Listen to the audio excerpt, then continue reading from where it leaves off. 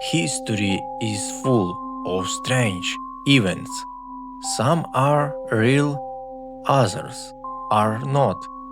In 1835, a newspaper told the world about cities and creatures on the moon, and most people believed it. This is the story of the Grand Moon Hoax.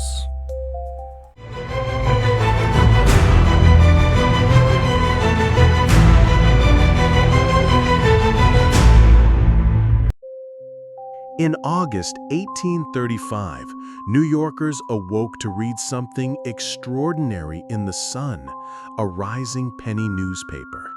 The headline promised great astronomical discoveries by Sir John Herschel. Readers learned that Herschel, the famous British astronomer, had set up a giant telescope in South Africa.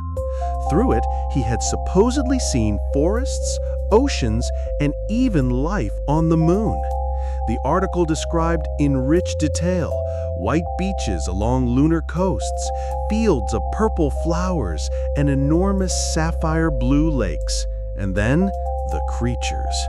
There were bison-like beasts, goat-shaped unicorns, and, most astonishing of all, winged humanoids, standing upright, covered in short golden hair, soaring in the lunar skies. The Sun claimed Herschel's telescope was so powerful it could see objects less than a yard across. The descriptions were so vivid that readers could almost picture the lunar cities, temples, and bridges. This was not just a passing note.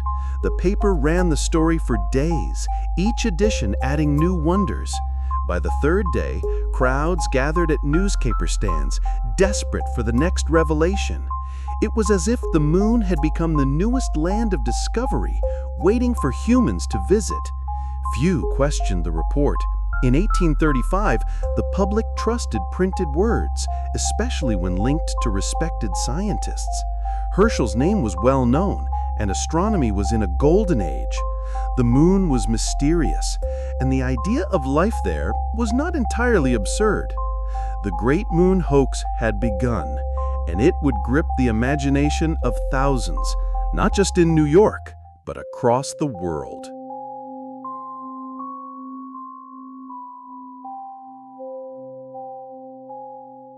The Sun's story claimed that the discoveries came from Sir John Herschel himself. Herschel was a real figure, one of the most respected astronomers of the time, famous for his work mapping the southern skies.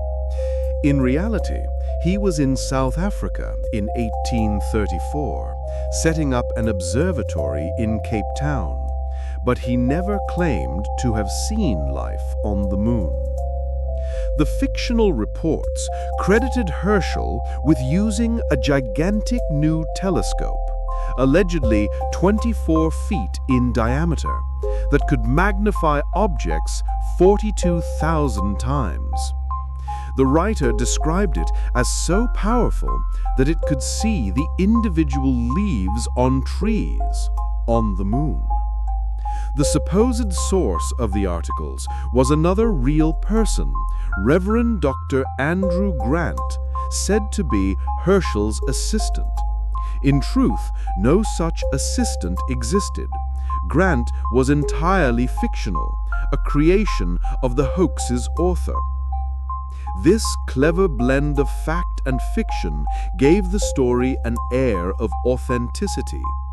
Readers recognized Herschel's name from real science, and few had the knowledge to question the claims. Telescopes were magical to the public. If scientists said they could see life on the moon, why doubt it?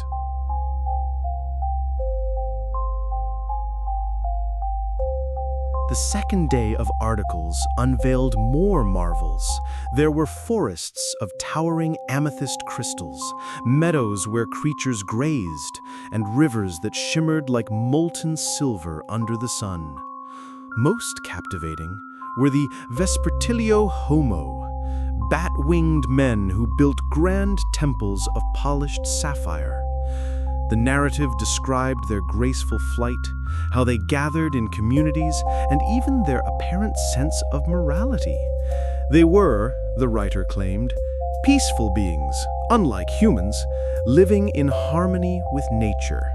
Illustrations accompanied some editions showing these lunar landscapes in breathtaking detail. Though crude by modern standards, they sparked the imagination. People debated in coffee houses and parlors, were these beings intelligent? Could we one day meet them?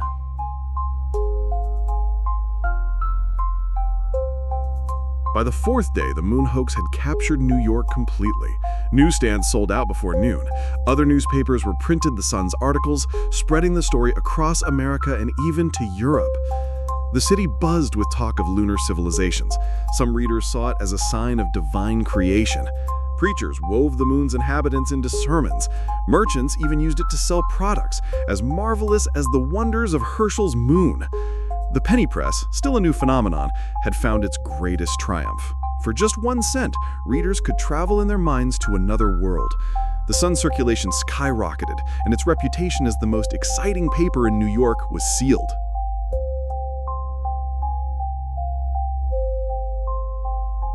Not everyone was convinced.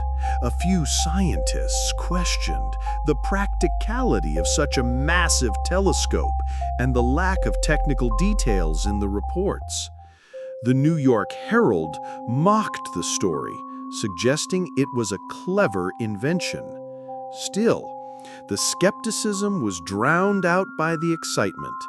Without telegraphs or rapid communication, fact-checking was slow. By the time doubts began to spread, the public had already embraced the moon as a new world filled with wonders.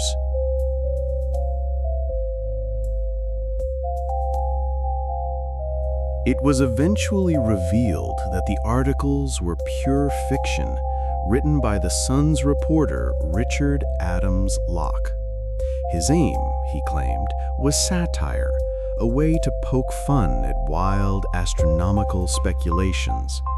Herschel, upon hearing of the hoax, was amused but also annoyed. For months, people wrote to him asking about the Batmen. He had to explain repeatedly that he had never seen such things. Despite the truth, many readers didn't feel betrayed. The story had been entertaining, and the Sun's sales remained strong.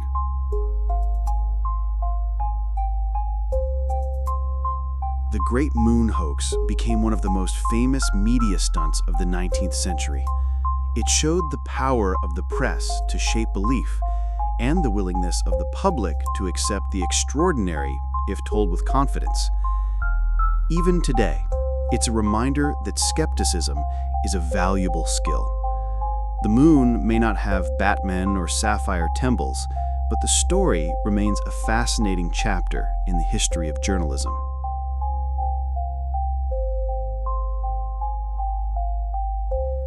The great moon hoax fooled thousands, but entertained even more.